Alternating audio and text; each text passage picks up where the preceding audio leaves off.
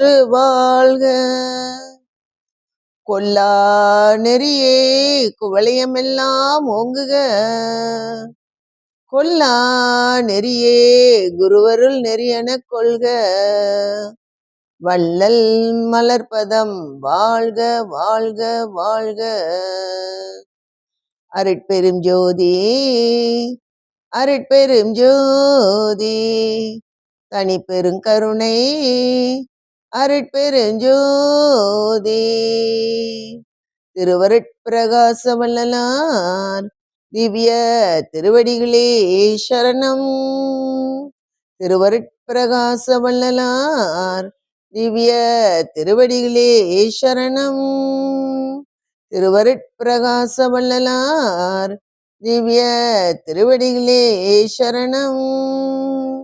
எல்லாம் செயல்கூடும் என்னானை அம்பலத்தே எல்லாம் வல்லான் தனையேத்து. அருட்பெரும் ஜோதி அருட்பெருஞ்சோதி தனி பெருங்கருணை அருட்பெருஞ்சோதி. இங்கு வருகை தந்திருக்கும் அனைவரையும் நாம் வருக வருக என்று வரவேற்று எப்பொழுதும் போல உரைநடை பகுதியிலிருந்து நாம் விளக்கம் பார்ப்போம்.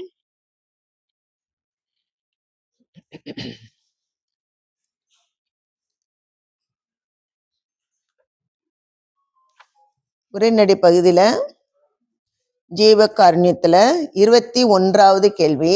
உரைநடை பகுதி கையில வச்சிருந்தீங்கன்னா நீங்க எடுத்துக்கலாம்.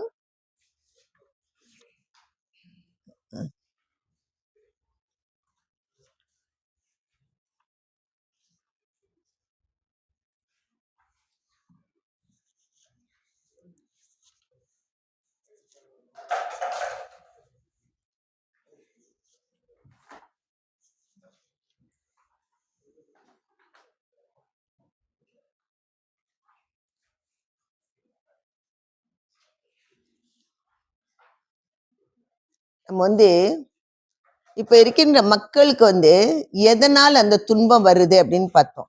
சரியா? பசி, பிணி, தாகம், கொலை, பயம் அப்படின்னு 21 அந்த மாதிரி நிலையில ஒவ்வொரு நிலையிலும் எப்படி அது வருதுன்னு சொல்லி பார்த்தோம். அதே போல நம்ம என்ன பார்த்தோம்? கொலை செய்வதும் பசி ஆற்றுவிக்கதும் முதன்மையாக அதுல இருக்குதுன்னு பார்த்தோம். ஏன்னா பசினால இருக்கிறப்ப என்ன ஆகுது, அவங்களுக்கு சரியான நேரத்துல அந்த டைம்ல உணவு கொடுக்கலன்னா அவங்க என்ன செய்வாங்க? இறந்து விடுவார்கள். சரியா இல்லையா?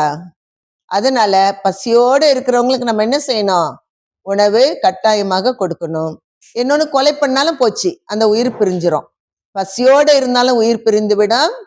அதே மாதிரி அது கொலை செய்யப்பட்டாலும் அந்த உயிர் என்ன செய்யும்? பிரிந்து விடும். ஆனா மற்ற அவஸ்தைகளாகி இருக்கின்ற தாகம், இப்ப ரொம்ப தாகமா இருக்கு அப்படின்னா இறந்து போவாங்களா? போக மாட்டாங்களா? போக மாட்டாங்க. எங்கேயாவது பக்கத்துல போய் தண்ணி குடிச்சிடலாம், ஆத்துல போய் குடிச்சிடலாம், ஏதோ ஒரு பைப்புல குடிச்சிடலாம், அதை நம்ம செஞ்சிடலாம்.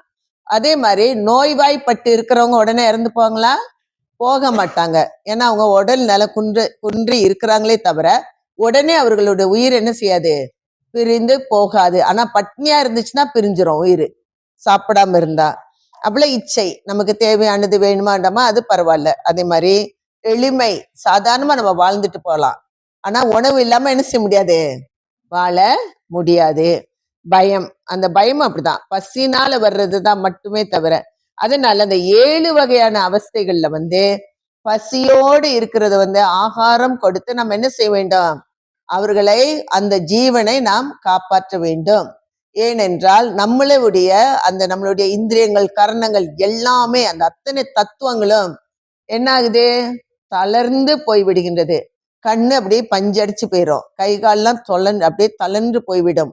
அந்த மாதிரி நிலையில அவர்களை நாம் என்ன செய்யணும்? காப்பாற்ற வேண்டும். சரி, நம்ம அவங்க என்ன சொல்றாங்கன்னா, இப்படி பசியோடு இருக்கிறவங்களுக்கு நம்ம உணவு கொடுக்கணும், அவங்கள காப்பாற்றணும் அப்படின்னு சொன்னா, இப்ப என்னது? உயிர் இரக்கம் என்பது என்னது? எல்லா உயிர்கள் இடத்துல நம்ம இரக்கம் காட்டணும். சரியா இல்லையா? உயிர் இரக்கம் அப்படின்னு நம்ம எடுத்துக்கிட்டோம்னா எல்லாருக்கிட்டையும் நம்ம உயிர் இரக்கத்தோட இருக்கணும். அப்போ ஒரு நாள் பெருமானார்கிட்ட அவங்க கேட்குறாங்க, ஜீவ காருண்யத்துடைய எல்லை என்ன? கேள்வி புரியுதா? ஜீவ காருண்யம் நம்ம செய்யணும்னு சொல்றோமே, எதுவரை அதோடைய எல்லை என்ன? சரியா? அப்போ அந்த ஜீவ காருண்யத்துக்கு எல்லை என்ன அப்படின்னு சொல்லி கேக்குறப்ப நம் வள்ளல் பெருமான் என்ன செய்யறாங்க, ஒரு கதை சொல்றாங்க. அந்த இடத்துல ஜீவ காருண்யத்துடைய எல்லைக்கு பெருமானார் என்ன செய்யறாங்க, ஒரு கதை சொல்றாங்க.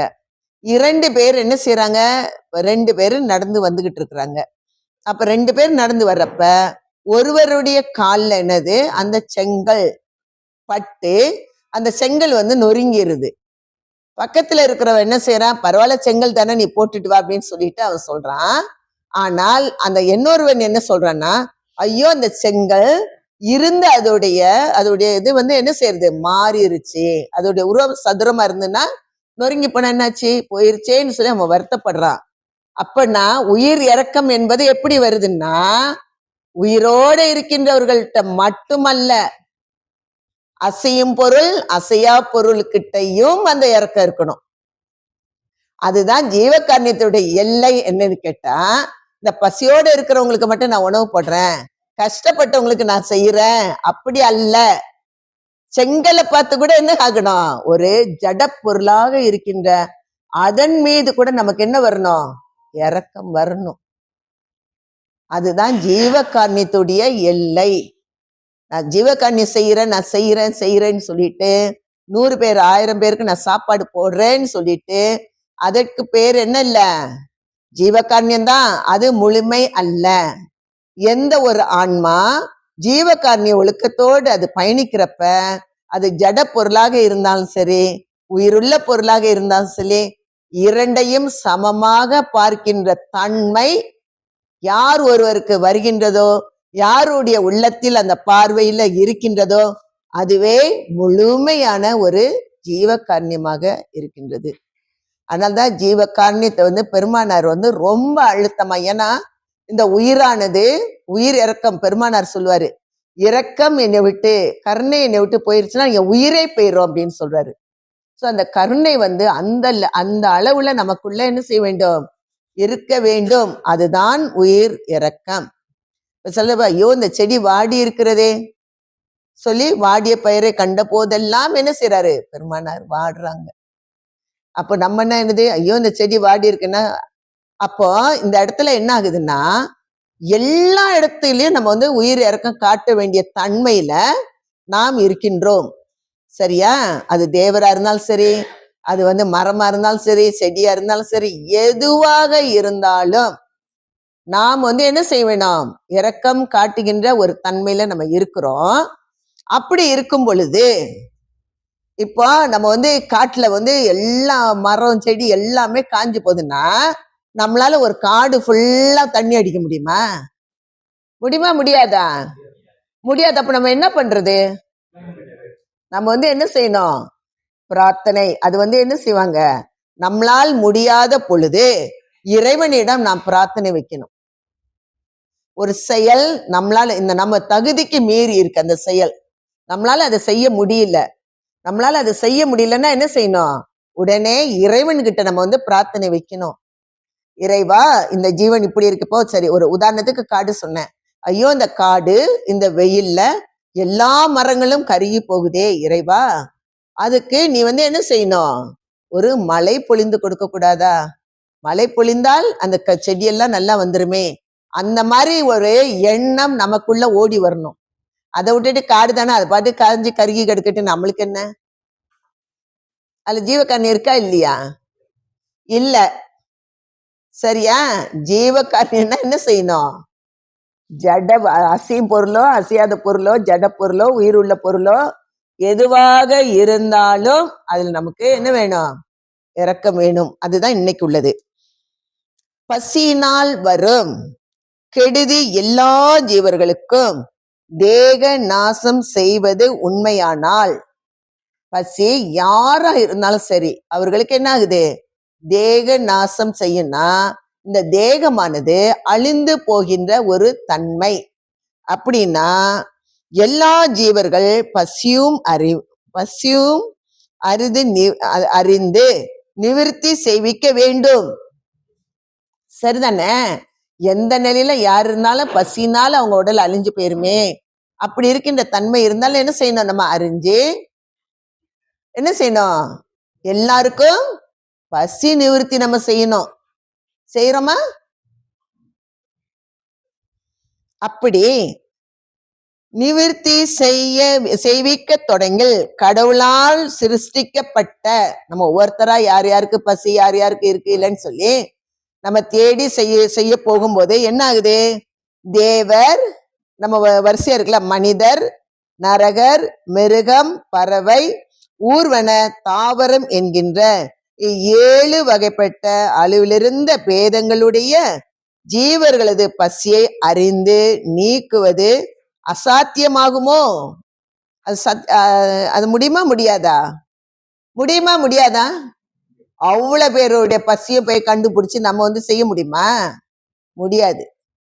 அப்போ தேவர் எங்க இருக்காங்கன்னு நம்மளுக்கு தெரியாது, நரகர் எங்க இருக்காங்கன்னு தெரியாது, மிருகம் சிங்கம் பசியோடு இருக்குன்னு கிட்ட போனா நம்மளே அதை சாப்பிட்றோம்.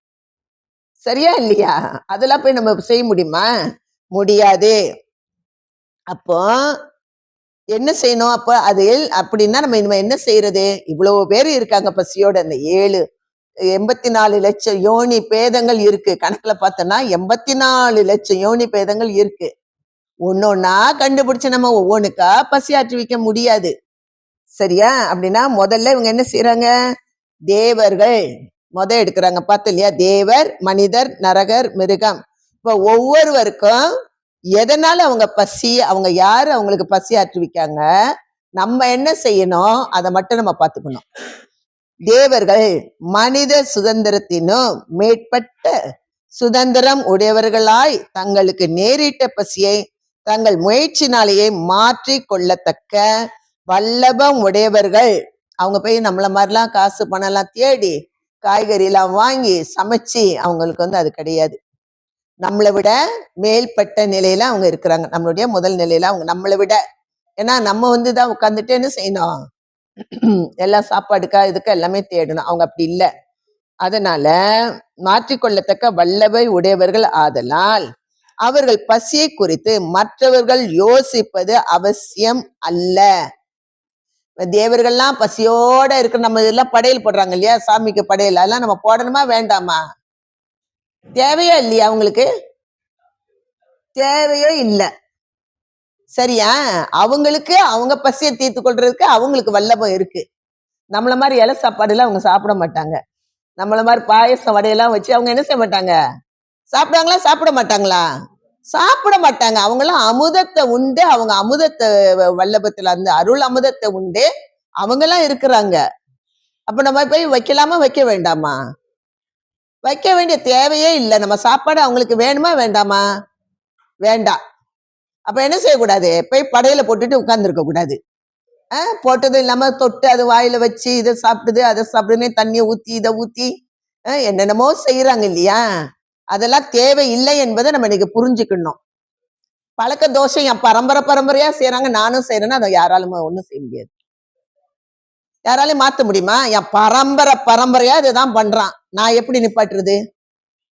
இப்போ அவங்கள என்ன செய்ய முடியாது? நம்மளால ஒண்ணுமே செய்ய முடியாது. நீனும் பரம்பரையா தொடர்ந்து வந்துகிட்டே இருந்த உலக சுழற்சியில அதே செய்து கொண்டே இரு. அதனால என் பரம்பரையில அப்பா அம்மா காலத்துல அவங்க விவரம் இல்லாம இருந்திருப்பாங்க, சன்மார்க்கம் தெரியாம இருந்திருப்பாங்க, அதனால அவங்க அதை செய்திருப்பாங்க. இப்ப நம்ம சன்மார்க்கம் படிக்கிறோம், சாகா கல்வியை படிக்கிறோம். பள்ளிக்கூடத்துல போய் படிக்கிற கல்வி எல்லாம் போச்சு. இப்ப நம்ம எல்லாரும் என்ன படிச்சுட்டு இருக்கோம்? சாகா கல்வியை நம்ம படிச்சுட்டு இருக்கோம். அப்போ ஒரு நிமிஷம் நம்ம திங்க் பண்ணணும், யோசிக்கணும். அப்போ செஞ்சா நானும் செய்வேன் அப்படின்னு சொல்லி என்ன பண்ணக்கூடாது? நம்ம சாகா கல்வி படிக்கின்ற நம்ம அதை செய்யலாமா செய்யக்கூடாதா? செய்யக்கூடாது. நீ செய்யாட்ட உனக்கு எந்த குற்றமும் இல்லை. செய்யாட்டு குற்றமா? குற்றம்லாம் இல்லை. அது பாட்டுக்கு அது அமுதத்தை, நீ என்னத்தை போட்டான்னா அது பாட்டுக்கு அது அமுதத்தை சாப்பிட்டுட்டு உட்கார்ந்துருக்கும். நீ போட்டதெல்லாம் அது உனக்கு தான். சரியா? அப்ப என்ன நடக்குதுன்னா, பசியை அவங்க நம்மளுடைய உயர்நிலையில இருக்கிறதுனால அவங்க என்ன பண்றாங்க? நேரிட்ட பசியை தங்கள் முயற்சினாலேயே மாற்றிக்கொள்ளத்தக்க வல்லபமுடையவர்கள் ஆதலால் அவர்கள் பசியை குறித்து மற்றவர்கள் யோசிக்க கூட வேண்டாம். ஐயோ சாமி சாப்பிடலையே, ஆறுகால பூஜை படைக்கணுமே அப்படின்னு சொல்லி நம்ம என்ன செய்ய வேண்டாம், யோசிக்க கூட வேண்டான்ட்டாரு. நம்ம சொல்லல, வள்ளல் பெருமான் சொல்றாங்க. அதில் அவர்கள் பசியை குறித்து மற்றவர்கள் யோசிப்பது அவசியம் அல்ல என்றும், தேவர்களுக்கு பசி நேர்ந்தால் துன்பம் உண்டாகுமே என்று இறங்குவது மாத்திரம் அவசியம் என்றும். நம்ம சாப்பிடுறோம், அப்ப நம்ம அந்த சிந்தனை வரலாம், ஐயோ தேவர்களுக்கெல்லாம் பசிச்சா பாவமே, அவங்கெல்லாம் என்ன சாப்பிடுவாங்க அப்படின்னு நம்ம நினைக்கலாம். ஏன் அப்படி நினைக்கிறோம்னா, நம்மளுக்கு அந்த படிநிலை தெரியவில்லை என்றால் நம்ம நினைப்போம்.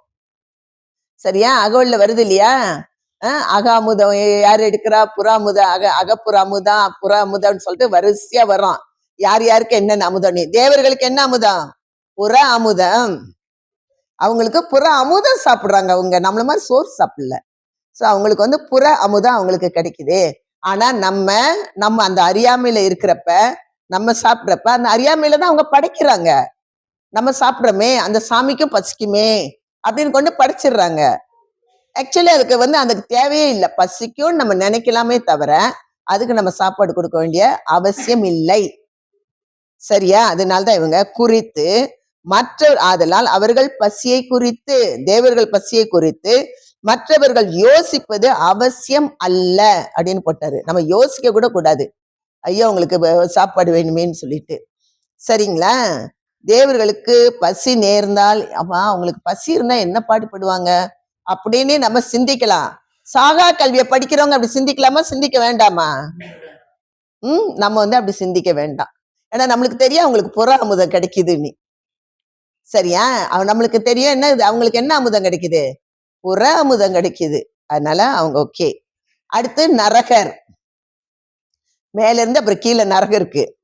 அப்போ நரகர் நாம் பசியாற்றுவிக்கத்தக்க இடங்களில் இல்லாமல், நரகர்லாம் நம்ம பசியாத்து அவங்களுக்கு பசிக்கு நம்ம உணவு கொடுக்கின்ற அந்த நிலையில அவங்க எப்படி இருக்கிறாங்க, இல்லாமல். அவங்க இல்லாம எப்படி இருக்கிறாங்கன்னா, வேறு இடங்களில் இருக்கின்றபடியாலும் நரகர் பசிக்கு தண்டனை பரிவாரங்களால் பசியாற்றுவித்தாலும் அந்நரகர் பசியை குறித்து யோசிப்பது அவசியம் அல்ல என்றும், அந்த நரகரும் பசி நேரிடில் வருந்துவார்களே என்று இறங்குவது மாத்திரம் அவசியம். நம்மளுடைய எண்ணம் அது மட்டும் தான் இருக்கும். நல்லா சாப்பிடாம ஐயோ அவங்களுக்கு பசிச்சா என்ன பண்ணுவாங்க அப்படின்னு சொல்லிட்டு நம்ம என்ன செய்ய வேண்டும், சிந்திக்க மட்டும்தான் வேணும். இந்த நரகர்களுக்கு யார் சாப்பாடு போடுறா கொண்டு? இறைவன் யார் மூலம் இவங்களை பசியாற்றி வைக்கிறாங்க சொல்லுங்க பாப்போம்? தேவர்களை கொண்டு. நம்ம கேள்வி 14 நம்ம இதை பார்த்திருக்கோம். அரசன் எப்படி தன் கட்டளைக்கு முழுவதும் விரோதித்து கால்களுக்கு விலங்கிடப்பட்டு சிறைச்சாலையில் இருக்கின்ற பெரிய குற்றவாளிகளுக்கும் தன் சேவர்களை கொண்டு ஆகாரம் கொடுப்பிக்கின்றான். உண்மையா இல்லையா? எவ்வளவு பெரிய குற்றவாளியாக இருந்தாலும் அவங்கள பட்னியா போட்டு சாவடிக்கிறாங்க, ஜெயில சாப்பாடு கொடுக்கறாங்க. ருசியோ ருசியிலோ நம்மளுக்கு தெரியாது, பட் அவங்களுக்கு என்ன செய்யறாங்க, உணவு கொடுக்கப்படுகின்றது. அது போல கடவுள் தன் கட்டளைக்கு முழுவதும் விரோதித்து பல வகையால் பந்தம் செய்யப்பட்டு நரகத்தில் இருக்கின்ற பாவிகளுக்கும், நரகத்தில் இருக்கின்ற அது இறைவனுடைய கட்டளை நிறைய இருக்கு, நம்ம பார்த்துட்டே வந்தோம். இந்த உயிர் இறக்கம் இல்லாம கடின சித்தர்களாக இருக்கிறவங்க அவங்க எல்லாமே என்னது, இறைவனுடைய கட்டளைய அவங்க ஃபாலோ பண்ணல. அதனால தேவர்களை நரகத்தில் இருக்கின்ற பாவிகளுக்கும் தம் பரிவார தேவர்களை கொண்டு ஆகாரம் கொடுப்பிக்கின்றார். அவங்களுக்கு உணவு யார் மூலம் அனுப்புறாரு? இவர் தேவரா இருக்கணும், பெரிய பதவியெல்லாம் இல்ல, அவர்களுக்கும் வேலை இருக்கு. நரகர்களுக்கு எல்லாம் என்ன செய்யணும், உணவு கொடுக்கணும். சோ அவங்க அந்த நிலையில இருந்து அங்க இருக்கின்ற இறைவனுடைய கட்டளைக்கு உட்படாது அவங்க விருப்பம் போல் இருந்ததுக்கு இப்ப நம்மளாம் சொல்லிக்கிட்டே வாரமா இல்லையா? தயவு செய்து எல்லா உயிருக்கும் இறக்கம் காட்டுங்க, எல்லாத்தையும் தூக்கி வயிற்றுல சுடுகாடா மாத்தாதுங்க வயிற. செத்து போனா மனுஷன் பெணம்னு சொல்றோம், ஆனா கோழி ஆடி செத்து போனா அது பெணமாவே உங்களுக்கு யாருக்குமே தோண மாட்டேங்குது. மனுஷன் செத்து போனா என்ன சொல்றான், அத பெணத்தை கொண்டு வந்தாச்சான்னு தான் கேக்குறாங்க. யாராவது பேர் சொல்லி இன்னார கொண்டு வந்தாச்சான்னு கேக்குறாங்களா? இறந்த பிறகு ஹாஸ்பிட்டல்ல இருந்து என்ன கேட்பாங்க, பிணம் வீட்டுக்கு வந்துச்சாதான் கேக்குறாங்க. இந்த உயிரோடு இருக்கிறப்பதான் நான் பெரிய இந்த இது அது இதெல்லாம் ஓடுறது. உயிர் பிரிஞ்சிச்சுன்னா என்ன ஆகுது? பிணம். அப்ப என்ன சொல்லுவாங்க? இப்ப ஹாஸ்பிட்டல்ல யாராவது இறந்துட்டா என்ன என்ன கேக்குறாங்க? ஹாஸ்பிட்டல்ல இருந்து பிணம் வந்துருச்சா வீட்டுக்கு? பிணம் எத்தனை மணிக்கு வரும்? அவ்வளவுதான். அதே மாதிரி ஒரு கோழியோ ஆடோ இறந்தா ஏன் அதை பிணம்னு நினைக்க மாட்டாங்கன்னு தெரியல. கோழி ஆடுலாம் இருந்தா என்னது அது பிணம் தானே. அது மட்டும் எப்படி இறைச்சா மாறுது? கோழி இறைச்சி, ஆட்டு இறைச்சி, மீனுன்னு சொல்லி அது மட்டும் எப்படி மாறுதுன்னு தெரியல. அதை மட்டும் ஏன் பிணம்னு சொல்ல மாட்டேங்காங்க? அதுவும் செத்து போனா அது ஒரு பிணம் தான் என்ற எண்ணம் ஒவ்வொரு ஆன்மாக்குள்ளேயும் அது பதியணும். அப்போ செத்து போன பிணத்தை கொண்டு எங்க புதைக்கிறோம்? சுடுகாட்டுல புதைக்கிறோம். செத்து போன ஆடு கோழி எல்லாம் கொண்டு எங்க புதைக்கிறோம்? வயிற்றுக்குள்ள புதைக்கிறோம். அப்ப நம்மளுடைய வயிறு ஒரு சுடுகாடாக மாறுகின்றது. இந்த வயிறை நம்ம சுடுகாடாக மாற்றி இந்த வயிற்றை தூக்கிட்டு போய் கடவுளே என்னை காப்பாத்துனா சுடுகாட்டுல போயிட்டு இருந்துட்டு எப்படி காப்பாத்துவாரு? எப்படி நமக்கு அந்த அருள் கிடைக்கும்? அந்த அரிதிலும் அரிது மானிடராய் பிறத்தல் அரிது. அதே போல ஒவ்வொரு ஆன்மாக்களும் இந்த பிறப்புல என்ன செய்ய வேண்டும்? ஆன்ம லாபம் பெற வேண்டும். ஒவ்வொரு ஆன்மாக்களும் இறைவனுடைய பரிபூர்ண அருளை பெற வேண்டும். அதுக்குதான் நம்ம பிறப்பு எடுத்திருக்கோம். அதை விட்டு சும்மா இல்ல கல்யாணம் முடிச்சோம், பிள்ளைய பத்தோம், பேரனை பார்த்தோம், பேத்திய பார்த்தோம்னா அதுக்கெல்லாம் நம்ம பிறப்பு எடுக்கல. அது எல்லாம் ஒரு சைட் டிஷ் மாதிரி தான். அதெல்லாம் ஒரு பகுதி தான். நம்ம எதுக்கு பிறப்பு எடுத்திருக்கோம்? ஒவ்வொரு ஆன்மாக்களும் இந்த பிறப்பிலே ஆன்ம லாபம் அடைய வேண்டும். சும்மாதான் இப்படி உட்கார்ந்துகிட்டு இருக்கோம். ஆன்மா வெளியே போனா நீ யாரோ நான் யாரோ. சரியா இல்லையா? ஒரு ஆன்மா போன பின்னாடியே எல்லா ஆன்மாவும் சேர்ந்தா போது? கிடையவே கிடையாது. நாம் ஒவ்வொருவரும் இந்த பிறப்பை எடுத்த எல்லோருமே ஒவ்வொரு ஆன்மாக்களும் இந்த பிறப்பினால் அடையத்தக்க ஆன்ம லாபத்தை காலம் உள்ள போதே அறிந்து, ஏன்னா நீ ஏமாந்துராத. நீ இந்த பிறப்பை நீ வீணாக்கிட்ட, நீ சரியாக அதை கொண்டு போலன்னா அடுத்த பிறப்பு என்ன பிறப்புன்னே நம்மளுக்கு தெரியாது. தெரியுமா யாருக்காவது? தெரியவே தெரியாது. யாருக்குமே நம்மளுக்கு தெரியாது. ஆனா ஒரே ஒரு விஷயம் எப்படி? நம்ம உயிர் கொலையெல்லாம் தவிர்த்து உயிர் இரக்கத்தோடு இருந்து சன்மார்க்கத்தில் நீங்க பயணிச்சீங்கன்னா அடுத்த பிறப்பு உங்களுக்கு நிச்சயமாக மனித பிறப்பு தான். ஏன்னா அவர் என்ன செய்வாரு? இந்த படிநிலையிலிருந்து அடுத்த படிநிலைக்கு நம்ம உயர்த்துவதற்கு நமக்கு என்ன செய்வாரு? பெருமானார் ஐந்தொழிலும் செய்யறாரு. நமக்கு என்ன செய்யறாங்க? மனித பிறப்பை தொடர்ந்து அவரு கொடுப்பார். நம்ம அவர் கட்டளைப்படி நம்ம நடந்தா, அவர் என்ன கட்டளை விட்டிருக்கிறாரோ அந்த கட்டளைப்படி நாம் நடப்போமானால் உயிர் இரக்கத்தோட இருந்து எல்லா உயிர்களுமிடம் இருந்து நம்ம அந்த எந்த உயிரையும் நம்ம கொலைப்புலையெல்லாம் செய்யாம இரக்கத்தோட இருந்து இந்த சாகா கல்வியை இந்த விசாரத்தை நம்ம கேட்டு கேட்டு கேட்டு கொஞ்சம் கொஞ்சமாக இந்த ஆன்மாவை பக்குவம் அடைஞ்சு கொண்டு வர முழுமையாக நம்ம முடிக்கவில்லை என்றாலும் அடுத்த பிறப்பு என்பது 100% நிச்சயமாக மனித பிறப்பு தான். ஏன்னா நம்ம பிரைமரி ஸ்கூல் மட்டும் தான் படிச்சிருப்போம். அப்போ நம்மளுடைய ஆயுசு முடிஞ்சு போச்சுன்னு வச்சுக்குவோம். அப்போ மறுபடியும் அவர் கொடுப்பாரு, நீ செகண்டரி ஸ்கூல் படி. ஏன்னா இவருடைய எண்ணம் எப்படின்னா, உலகத்தில் இந்த பிறகு உலகத்தில் உள்ள, அதாவது அகத்தை கருத்து புறத்தை வெளுத்திருந்த உலகத்தில் உள்ள அனைவரையும் சகத்தே திருத்தே சன்மார்க்கத்தை அடைவித்திட, அது சீனனா இருந்தா மலைக்கார எந்த இனமாக இருந்தாலும் சரி, இங்க வந்து பிறந்துதான் ஆகணும். மறுபடி சகத்தைய அந்த பிறப்பிலே இப்பிறப்பிலேயே என்ன ஆகுறாரு? சன்மார்க்கத்தை அடைவித்திட. எதற்காக? இகத்தே இந்த பிறப்பிலே இறைவனை அடைவதற்கு, பரத்தை அடைவதற்கென்றே இறைவனால் நான் வருவிக்க உற்றேன்ங்கிறாரு பெருமானார். அதுக்குதான் வந்திருக்கிறாரு. எல்லாத்தையும் திருத்தி கொண்டு போறதுக்கு தான் வந்திருக்கிறாரு. அப்போ நம்ம இப்போ வந்து நம்ம சின்ன குழந்தை மாதிரி நம்மளுக்கு தெரியாது. நம்ம இந்த பிறப்பை எடுத்துட்டோம், நம்ம எது வேணாலும் செய்வோம், இப்படி இருப்போம் அப்படி இருப்போம், ஓகே. எல்லாம் தான். குற்றம் புரிதல் எனக்கேள்வே, குணமாக கொள்ளுதல் உனக்கேள்வே. அவர் நம்மளுடைய எல்லா குற்றங்களையும் அவர் அந்த நொடியிலே வந்து என்ன செஞ்சிருவாரு? நீக்கி கொடுத்து இந்த ஆன்மா நம்மளும் என்ன செஞ்சிருக்கோம்? புல்லாகி புழுவாகி பூண்டாகி எத்தனையோ பிறப்பு எடுத்து இந்த ஐயோ அப்ப இந்த ஒரே ஆன்மா தான் அத்தனை பருப்பு எடுத்து வந்திருக்கோம். கோழி அப்புறம் தான் எவன் வச்சு சாப்பிட்டான்னு தெரியாது, ஆடு அப்புறம் தான் யாரும் நம்மள சாப்பிட்டான்னு தெரியாது. அப்படி ஒவ்வொரு பிறப்பா எடுத்து வந்து அருமையான ஒரு மனித பிறப்பை கொடுத்து இந்த சாகா கல்வியும் அவர் நம்மளுக்கு கற்றுக் கொடுக்குறாங்க. நம்ம வேற எல்லா இதுலயும் பாருங்களேன், நான் நல்லா இருக்கணும், இப்படி இருக்கணும், இறைவா நீதான் போய் இது பண்ணுவாங்க. சன்மார்க்கம் மட்டுமே உங்களுடைய ஆன்மா மறுபடியும் பிறப்பு எடுத்து இந்த சுழல்ல மாட்டிக்காம உயர்நிலையாக இருக்கின்ற சன்மார்க்க வெளி ஒன்று இருக்கின்றது. நம் பெருமானார் அருப்பெருஞ்சோதி ஆண்டவர்கிட்ட கேட்டு சன்மார்க்க வெளியை பெற்று அங்கே செங்கோல் ஆட்சி செய்து கொண்டு இருக்கிறாங்க. நம்ம சாதாரண வெளிக்குள்ளெல்லாம் போக மாட்டோம். இதுல இருக்கிறவங்க எங்க போவோம்? சன்மார்க்க வெளிக்குள்ள போவோம். ஒவ்வொரு ஆன்மாக்களும் சன்மார்க்க வெளிக்குள்ள போவோம். அப்ப நம்ம என்ன செய்யணும்? அவர் சொன்ன பிரகாரம் அதை நம்ம என்ன செய்ய வேண்டும்? பின்பற்ற வேண்டும்.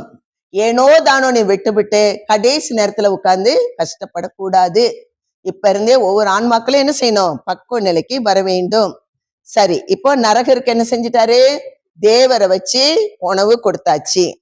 அதுக்கு அடுத்து என்னன்னா மாத்திரம் அவசியம். ஓகே, ஊழ் வகையினால் இப்ப பாத்துக்கிடுங்க. ஊழ் வகையினால் சிறிதும் சுதந்திரம் இல்லாத பாவம். மரம் நட்டு வச்சு அந்த இடத்துல தான் இருக்கணும். எங்கேயா நடந்து போக முடியுமா? புல்ல நட்டு வச்சு அங்கதான் இருக்கணும். போக முடியுமா எங்கேயாவது? செடியை நட்டு வச்சு அங்கதான் இருக்கணும்.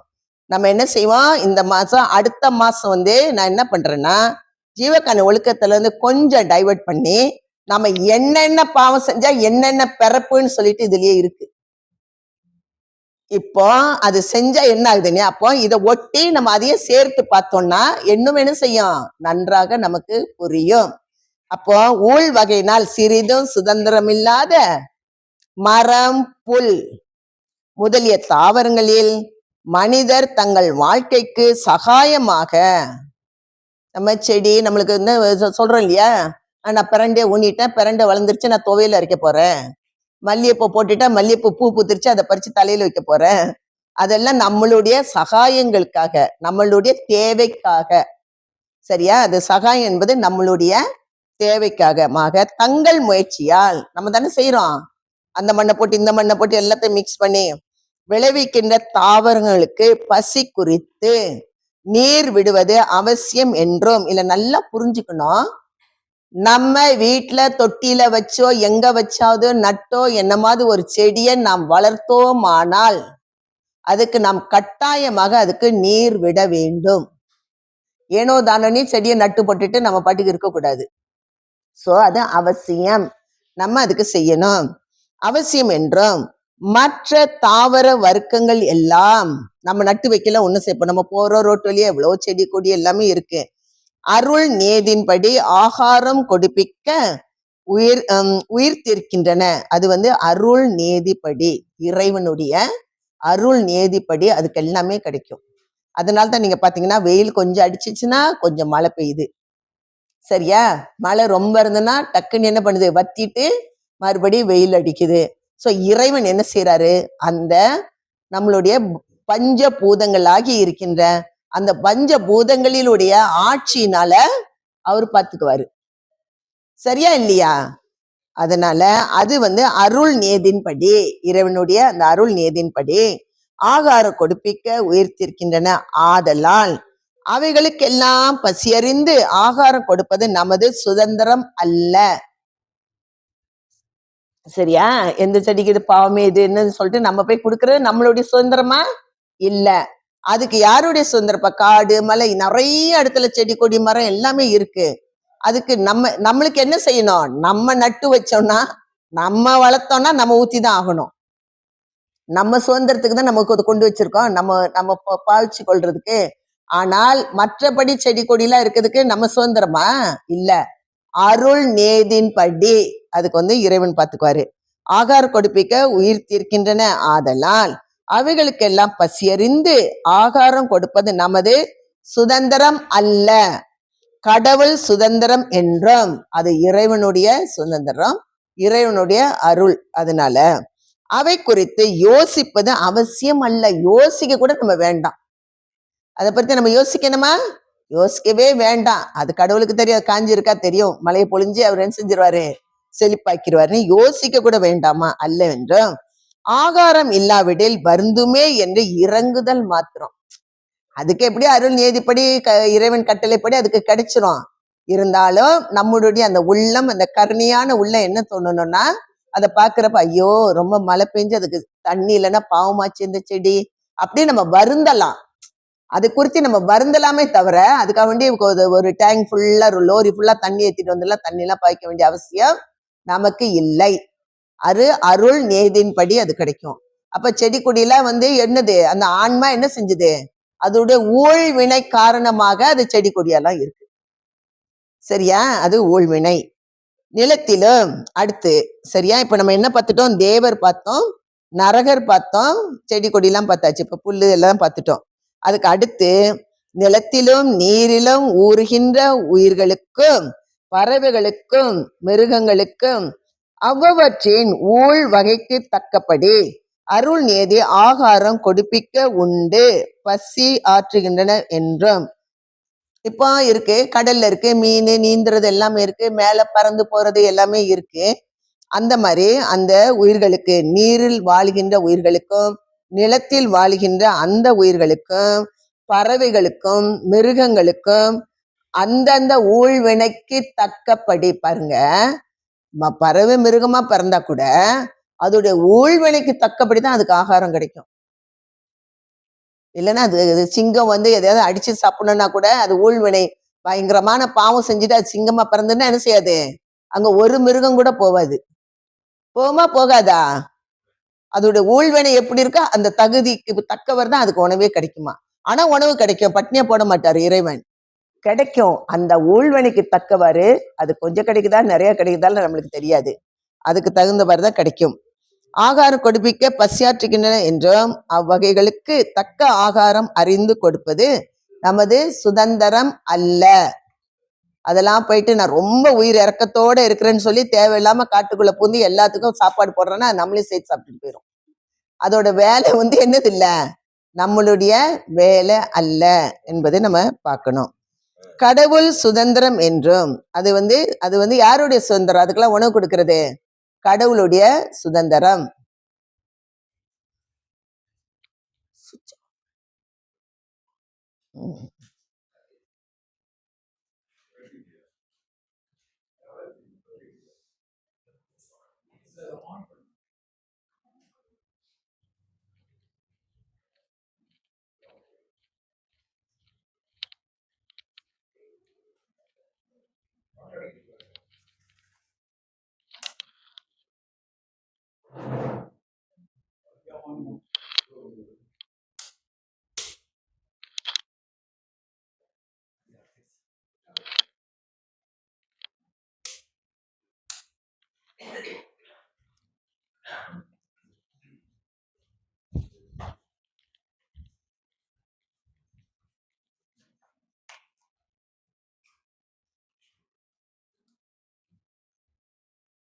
அது கடவுள் சுதந்திரம் என்றும், அது யாருடைய சுதந்திரம்? கடவுளுடைய சுதந்திரம் என்றும், அவைகளில் மனிதர் வாழ்க்கைக்கு சகாயமாக நம்ம என்னத்தெல்லாம் பிடிச்சி வச்சிருக்கோம் வீட்டுல? நாய் வேற, நாய் பூனை வேற, மாடு வச்சிருக்கோமா, பறவை எல்லாம் பிடிச்சி வச்சிருக்கோமா இல்லையா வீட்டுல? அதை சுதந்திரமா விடாம என்ன பண்ணிருக்கோம், வீட்டுக்குள்ள பிடிச்சி வச்சிருக்கோம். அதனால அவைகளில் அடுத்து வருது, மனிதர் வாழ்க்கைக்கு சகாயமாக தங்கள் சுதந்திரத்தால் சம்பாதித்து கொள்கின்ற பசுமாடு வளர்த்து என்ன செய்யறாங்க, பாலை கறந்து எருமை மாட்டை வளர்த்தும் அதே வேலைதான் செய்யறாங்க. பசு, எருது, எருமை, கடா, ஆடு, குதிரை முதலிய சில மிருகங்களுக்கு ஆகாரம் கொடுத்து பசியாற்றுவித்தல் அவசியம் என்றும். என்னன்னா இதுல எப்படின்னா, நம்ம செடி எல்லாத்துக்கும் கொண்டு நம்ம வீட்டுல நட்டு நம்ம செஞ்சா கடவுள் எல்லாத்துக்கும் அப்படி நினைக்க கூடாது. நம்மளுக்கு தேவையாக இருக்க. அதனால பாத்தீங்கன்னா இப்ப என்ன செய்யறாங்க, நிலத்துல கூட எல்லாத்தையும் நட்டு எடுத்து அதுக்கு எல்லாமே தண்ணி பாய்ச்சுறாங்க, களை எடுக்கிறாங்க, எல்லாமே செய்யறாங்க. அது நம்ம செய்யணும். நான் மாட்டுக்கு நட்டு போட்டுட்டு கடவுள் அதுக்கெல்லாம் தண்ணி கொடுப்பாருன்னு நம்ம சொல்ல முடியாது. நமக்கு தேவையாகி, நமக்கு உபயோகமாக, நமக்கு சகாயமாக இருக்கிறத நம்ம செஞ்சா நம்ம என்ன செய்யணும், நம்ம தான் அதுக்கு என்ன பண்ணோம், எல்லாம் செய்யணும். அது போல பசுமாடு வச்சிருந்தா என்ன பண்ணணும்? பசுமாடு ஏன் வச்சிருக்காங்க? பால் கறக்கிறதுக்கு. ஏர் உழுறதுக்கு காளை மாடு வச்சிருப்பாங்க. எரும மாடு பாலுக்கு வச்சிருப்பாங்க. சரியா இல்லையா? அந்த மாதிரி ஆடு வச்சிருப்பாங்க. தேவையில்லாம வளர்த்து கொலை பண்றதுக்கு வச்சிருப்பாங்க. சோ அவங்க உணவை கொடுத்து என்ன பண்றாங்க? நம்பிக்கை துரோகம். உண்மையிலே நீங்க பார்க்க போனீங்கன்னா நல்லா ஆழ்ந்து உட்கார்ந்து நம்ம சிந்திச்சோம்னா எவ்வளவு பெரிய பாவம் தெரியுமா? எவ்வளவு பெரிய பாவம். உண்மையிலே சத்தியமா அது போல பாவம் இந்த உலகத்துல எதுவுமே இருக்காது. நீங்க யோசித்து பாருங்க. ஆடு நீங்க வளர்க்குறீங்க, உங்க மேல நம்பிக்கையோட நீங்க கூப்பிட்டோன்னே வருது. நீங்க உணவு கொடுத்தா அது உண்ணுது. நீங்க புடிச்சு கொண்டு வித்து அதை வெட்டுறதுக்கு கொடுக்குறப்ப இதை விட பாவம் என்னது இருக்குன்னு நினைக்கிறீங்க? கோழியை வளர்த்து அதை கொண்டு போய் நீங்க கொலை பண்றது கொடுக்குறப்ப அது என்ன இருக்குது? மந்தையா ஆடு வளர்க்குறேன், கோழி வளர்க்குறேன், எல்லாம் எவ்வளோ பெரிய பாவம். நம்பிக்கை துரோகம். நான் அதை அப்படிதான் யோசிக்கிறேன். அது நம்ம சாப்பாடுலாம் போடுறப்ப அது என்ன நினைக்கும்? நம்மளை கொண்டு போய் வெட்டுவாங்கன்னு அது நினைக்குமா? நம்மளே வீட்டுல நல்லா சாப்பாடுலாம் போட்டு வளர்த்தா என்ன நினைப்பாங்க? ஐயோ நம்ம மேல இவ்வளவு அன்பா இருக்கிறாங்களே, இவ்வளவு பாசமா இருக்கிறாங்களே நினைப்போமா? நினைக்க மாட்டோமா? அவ்வளவு நினைக்கிறத கொண்டு போய் நம்ம வெட்ட கொடுக்கலாமா? கொடுக்க கூடாதா? கொடுக்கவே கூடாது. அதை வளர்த்து கொண்டு கொடுக்க கூடாது. அது எவ்வளவு ஒரு அந்த அந்த அந்த மிருகத்துக்கு எவ்வளவு பெரிய நம்பிக்கை துரோகம் ஒரு இதை செய்யறான், மனுஷன் செய்யறான் பாருங்க. அது சரியான தவறு. அந்த நம்ம யாருமே செய்யக்கூடாது.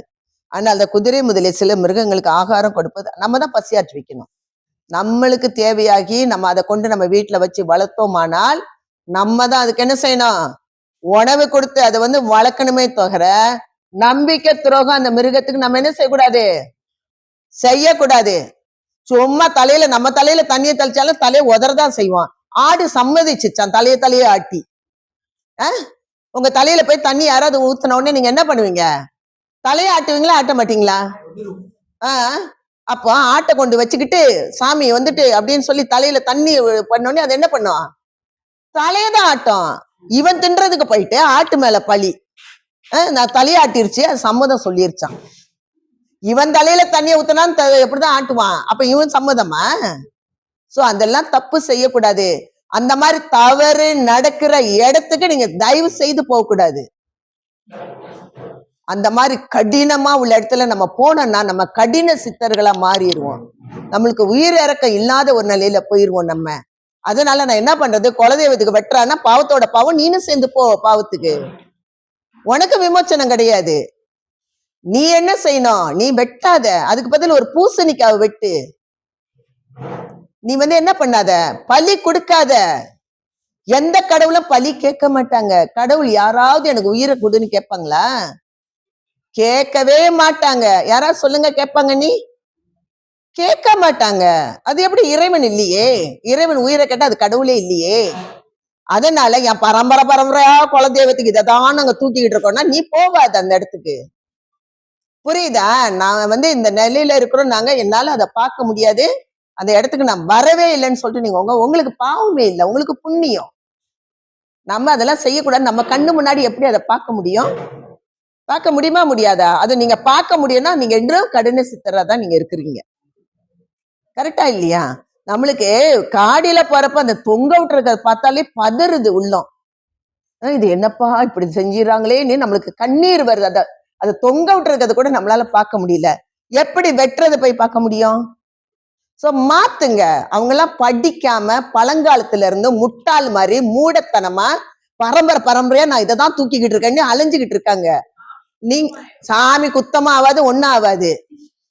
தைரியமா ஒரே சாமி குத்தமும் செய்யாது, குத்தமா ஆகாது, ஒன்னும் ஆகாது. கேரண்டியா ஒன்னும் ஆகாது. சாமி குத்தமே ஆகாது. அததான் செய்யாதேங்கிறேன். நான் பழக்கியாச்சுன்னு தான் நீ போகாதன்ற நானு. புரியுதா? அவங்க அறிவு இல்லாம செஞ்சுட்டு இருக்காங்க. உனக்கு அறிவு இருக்கு, நீ சன்மார்க்கத்துல இருக்க, விசாரத்துல இருக்கிற, இறை குழந்தையாக நீ வளர்ந்துகிட்டு இருக்க, சன்மார்க்க குழந்தையாக நீ வளர்ந்துகிட்டு இருக்கிற. நீ சன்மார்க்க குழந்தையாக ஒரு கல்லு கூட போகாம அவர் ஜீவகாருண்யத்தோட எல்கை என்னன்னு அவர் சொல்றாரு. இவ்வளத்தையும் நீ படிச்சுட்டு அந்த பாலு கணத்துலதான் நான் போய் விழுவேன்னா உன்னுடைய தலைவிதி நம்மளுக்கு தெரியாது, உன்னுடைய ஊழ்வனே என்னன்னு தெரியாது. அவ்வளவுதான். செட்டல். இவ்வளவும் கேட்டுட்டு நான் அப்படிதான் போய் நிப்பேன்னா அப்ப உன்னுடைய கர்ம வினை என்ன ஆகல? கழியல. உங்களுடைய கர்ம வினை என்ன ஆகல? கழியல. உங்களுக்குன்னே தனியா சன்மார்க்க வெளி இருக்கு. உங்களுக்குன்னே அருள் குருவாக வள்ளல் பெருமான் எல்லோருடைய உள்ளத்திலே இருக்கிறாங்க. எல்லா குழந்தைகளும் அன்பான குழந்தைகளாகவும் மேல்நிலைக்கு இந்த பிறப்பிலே அத்தனை குழந்தைகளும் வந்துவிட வேண்டும் என்ற நோக்கத்தோட நம் பெருமான் எல்லாரும் ஒவ்வொரு நிலையிலிருந்து அவங்கவுங்க அடைஞ்சிட்டு போயிட்டே இருந்தாங்க. நான் இப்பொழுது என்ன செய்யறாரு, விளக்கெடுத்து வெளியே வைத்துட்டு நான் இப்ப இந்த அறைக்குள்ள போறேன், இனிமேல் உங்களுடைய ஒவ்வொரு உள்ளத்துல நான் இருப்பேன்னு சொல்லி எல்லா திரை மறைப்புனால போதத்தினால உங்களுக்குள் இருக்கின்ற வள்ளல் பெருமானை ஒவ்வொருவரும் பார்க்க முடியாமல் இருக்கிறீங்க. அவ்வளவுதான். எல்லார் உள்ளத்துக்குள்ள ஐயா இருக்கிறாங்க. உங்களால் ஏன் பார்க்க முடியலன்னா இந்த மூட பழக்கம் பழைய பழக்கம் எல்லாத்தையும் போட்டு குப்பையை போட்டு மூடி முடுங்க. ஐயா என்ன சொல்றாங்க, சமயங்கள் மதங்கள் மார்க்கங்கள் என்பவற்றின் ஐயா சமய மத மார்க்கத்தை என்ன செய்யல, வெறுக்கல என்பவற்றின் அதுக்குள்ள உள்ள ஆச்சார சங்கற்ப விகற்பங்கள் எங்கள் மனதில் பற்றாத வண்ணம் விண்ணப்பம் படிக்கிறோமா இல்லையா? சமய மதம்லாம் எதிரியே கிடையாது நம்மளுக்கு.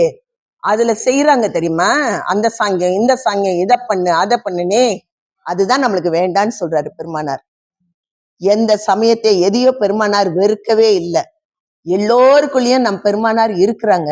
நமக்குன்னு அருப்பெருஞ்சோதி ஆண்டவர்கிட்ட இருந்து சன்மார்க்க வெளியினே உன்னை வாங்கி வச்சிருக்கிறாங்க. கூட்டத்தோட கூட்டம் என்ன செய்யணும், அந்த திருஞான சம்பந்தரோட கல்யாண வீட்டுல கல்யாணத்தை நின்று சுந்தரமூர்த்தியை நிறுத்ததுக்கு பதிலே அங்க வந்திருந்த எல்லாரும் மேலம் தாளம் எல்லாத்தையும் மொத்தமா சேர்த்து கூட்டிட்டு போனாராம். அந்த மாதிரி என்ன செய்யணும், ஒவ்வொருவரும் நம்மளுடைய பக்குவத்தை நமக்குள்ள நம்ம ஏற்படுத்தி எல்லோருமே ஒரு நிலையில இருந்தோமானால் ஒரு நாள் நம்மளுக்கு தெரியாது, எல்லோருமே அந்த நிலைக்கு போகின்ற வாய்ப்பு கிடைக்கும். அதை விட்டுப்பட்டு நீங்க சாமி குத்தம் அந்த குத்தம் இந்த குத்தம், என் குடும்பத்துல சாங்கியம் செய்ய சொல்லியிருக்காங்க, இதை சொன்னாங்க அதை சொன்னாங்க, நீங்கள் அது பின்னாடி போனீர்கள் ஆனால் உங்களுடைய வினை கழியவில்லை என்று அர்த்தம். நம்ம எவ்வளவு பேர் கூப்பிட்டாலும் கொஞ்சம் பேர் தான் வர்றாங்க. ஏன்னா உங்களுடைய வினைகள் குறைந்த நிலையில இருக்குது. நீங்களா மேல்நிலைக்கு போகின்ற ஆன்மாக்களா இருக்கின்றதுனால ஒரு நாள் போகாட்டு ஐயோ போகணுமே ஏதோ கேட்கணுமே இருக்கு. அதனால தைரியமாக எந்த சாமி குத்தமும் வராது. சரியா? அதெல்லாம் சாமி குத்தமே வராது. சன்மார்க்கத்துல சிறுதெய்வ வழிபாடே வேண்டான்னு சொல்றாரு பெருமானார். நம்ம பாரு, சிறு தெய்வம் வழிபாடு வேண்டாம், அது ஒரு நிலை. கடவுள் ஒருவரே. சரியா? கடவுள் எத்தனை பேரு? ஒருவர் தான். அப்போ சிறுதெய்வ வழிபாடு நம்மளுக்கு வேணுமா? ஒரே கடவுளை பற்றி போகணுமா? யாருக்கெல்லாம் சிறுதெய்வ வழிபாடு எல்லாம் வேணும்? எல்லாத்தையும் ஒரு பக்கமா ஒதுக்குங்க. இப்ப நீங்க வேற நிலை, சும்மா பரம்பரையில வந்துச்சு இருக்கிற நாட்களே வீணாக்கிட்டு அந்த குப்பை கூட சேர்ந்து நீங்க குப்பையோட குப்பையா போயிடாதுங்க. அதான் வேண்டாம், அந்த இடத்துக்கே நம்ம போக கூடாது. சரியா? அப்போ அது என்னது, நியதி ஆகாரம் தான். இப்ப இந்த ஆடு மாடு எல்லாம் வந்ததுனால்தான் இந்த இது போயிருக்கோம் நம்ம. சோ அதுல நம்ம என்ன செய்யக்கூடாது, கொலை செய்யக்கூடாது. சரி, மனிதர்களில் அடுத்து ஆண் மக்கள் பெண் மக்கள் என்று இரு வகைப்பட்ட எல்லா மனிதர்களுக்கும், ஆணுக்கு தான் பசிக்கும் பெண்ணுக்கு தான் பசிக்கும்னு ஒண்ணு கிடையாது. எல்லா மனிதர்களுக்கும் பசியால் வரும் நஷ்டங்களும் துன்பங்களும் பசி நிவிருத்தியால் வரும் லாபங்களும் இன்பங்களும் பொதுவில் ஒரு தன்மையாய் இருத்தலில் பிரிச்சு பார்க்க முடியாது. ஆணுக்கு தான் ரொம்ப பசிக்கும் பெண், அதெல்லாம் ஒரு கதையே கிடையாது. எல்லாம் ஒரே ஆன்மாக்கள் தான். அது ஆணோ பெண்ணோ யாரா இருந்தாலும் என்னது, ஒரே ஆன்மா. சரியா? அதனால பொதுவில் ஒருத்தர் பசியால் வரும் நஷ்டங்களையும் துன்பங்களையும், அதாவது கஷ்டத்தையும் மன முதலான அந்த கரணங்கள் விருத்தியினாலும் கண் முதலான இந்திரியங்களாலும் மிகவும் அறிந்து கொள்கின்ற ஆன்ம அறிவு ஒத்தி இருத்தாலும் மனிதர்களுக்கு உள் வகையினால் அருள் நேதின்படி கொடுப்பிக்கின்ற ஆகாரமட்டில் ஜீவித்து தேகத்தை வைத்திருக்க கூடாமையிலும். சரி, இப்போ நம்ம பார்த்தோம், அருள் நேதிப்படி தேவர்களுக்கு கிடைக்குது, நரகர்களுக்கு கிடைக்குது, மரம் செடி கொடிக்கு கூட கிடைக்குது, மிருகங்களுக்கும் கிடைக்குது, நீர்ல ஊந்தி போது வருது, எல்லாத்துக்குமே கிடைக்குது. நமக்கு கிடைக்குதா?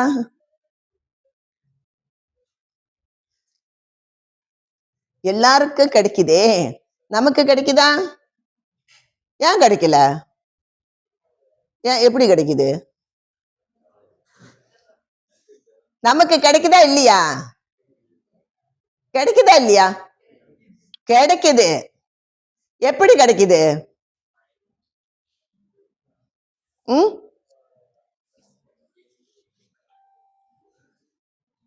அதாவது மற்ற இதுக்கெல்லாம் வந்து இப்படி இப்படி நம்ம உணவு கிடைக்குதுன்னு சொல்லிட்டோம்.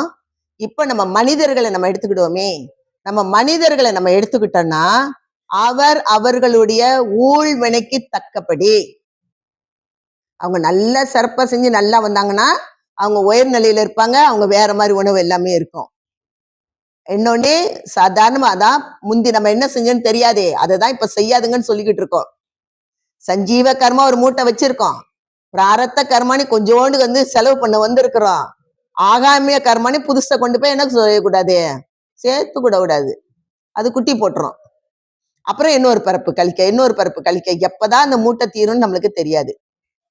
ஆனா பெருமானார் என்ன சொல்றாங்கன்னா, பிராரத்த கர்மாவை நீ கழித்து விடு, ஆகாயம் கர்மாவை நீ தேடாத. விருப்பு வெறுப்பு தான் நமக்கு கர்ம வினை. யார் மேல நம்மளுக்கு விருப்பம் வேண்டாம், யார் மேல நமக்கு வெறுப்பும் வேண்டாம். நம்ம பாட்டுக்கு நியூட்ரலா போயிட்டே இருக்கணும். சரி சரி ஓகே ரைட்டு போட்டு. ஏன்னா இங்க ஒரு பயம் இருக்குமே, ஐயோ வெறுப்பப்பட்டு அப்புறம் நம்மளுக்கு இன்னொரு பரப்பா இருக்குமே நீ. சோ அதுல நம்ம பயிற்சி செஞ்சு அந்த ரெண்டும் இருக்கக்கூடாது. இந்த ரெண்டும் இருந்துதான் நீங்க ஆகாமிய கர்மாவை என்ன பண்றீங்க, தேடுறீங்க. சோ அதை நம்ம வந்து என்ன செய்யக்கூடாது, புதிதாக இருக்கின்ற ஒரு கர்ம வினையை நம்ம தேடக்கூடாது. அதனால்தான் யார் மேலேயும் நம்மளுக்கு விருப்பம் வேண்டாம், யார் மேலேயும் நமக்கு வெறுப்பும் வேண்டாம். சோ அந்த ரெண்டும் இருக்கக்கூடாது. நம்மளுடைய இதை வந்து நியூட்ரலைஸ் பண்ணணும். நம்ம